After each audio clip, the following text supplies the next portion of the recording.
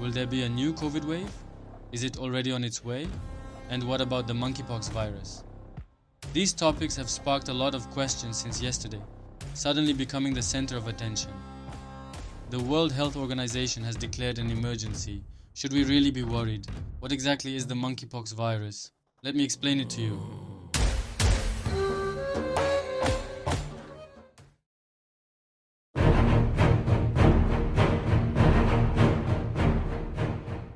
The virus commonly known as monkeypox is scientifically named Mpox.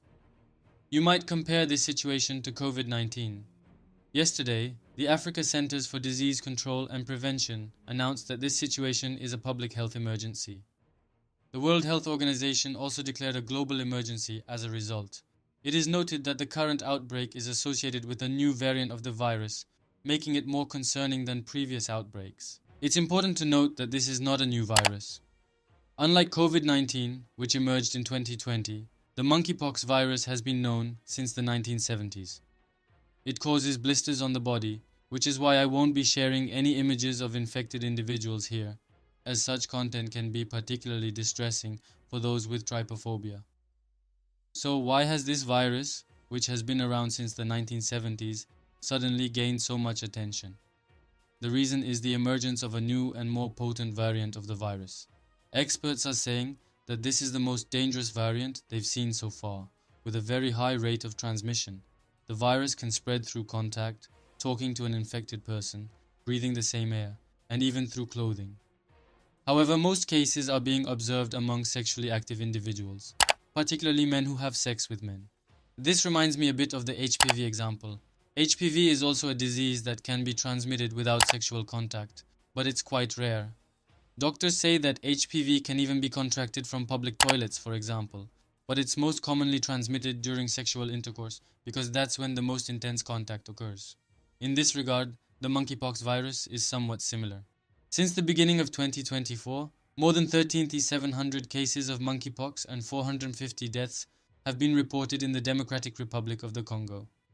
The outbreak originated in Africa. I'm not exactly sure how this virus emerged, but I suspect it might be related to something involving monkeys. Remember how, at the start of COVID-19, there were stories about bat soup? We're usually talking about a virus that jumps from animals to humans. Initially, it was only transmitted from animals to humans, meaning its origin is animal-based, but now it can also be transmitted from person to person. This virus is quite common in remote villages in the tropical rainforests of the Congo, where there is little to no access to hospitals or healthcare services, and people aren't even vaccinated. If you were to travel to Africa today, you'd need to get several vaccines, and this is exactly why. There's no protection in that region, which is why HIV cases are also very high.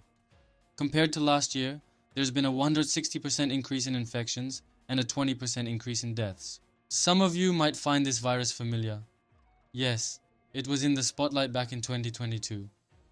At that time, a milder strain of the virus emerged and spread to over 100 countries. However, the outbreak was brought under control by vaccinating vulnerable groups. So, this isn't the first time we've heard of or encountered this virus. The symptoms include fever, headache, swelling, back pain, and muscle aches. After the fever subsides, rashes start to appear on the face and then on specific areas of the body. Flights coming from Congo have faced a lot of criticism. I believe it's a serious issue that these flights are still ongoing. Most likely, a vaccine mandate has been imposed for these flights. Otherwise, the situation could be dire. The virus is of African origin, and the incidence among non-African populations is very low. That's all you need to know about the virus. If you ask me, I don't think there will be a second wave of COVID-19. It seems these topics are artificial agendas. However, it's still wise to be cautious. That's all I have to say. Take care of yourselves and goodbye.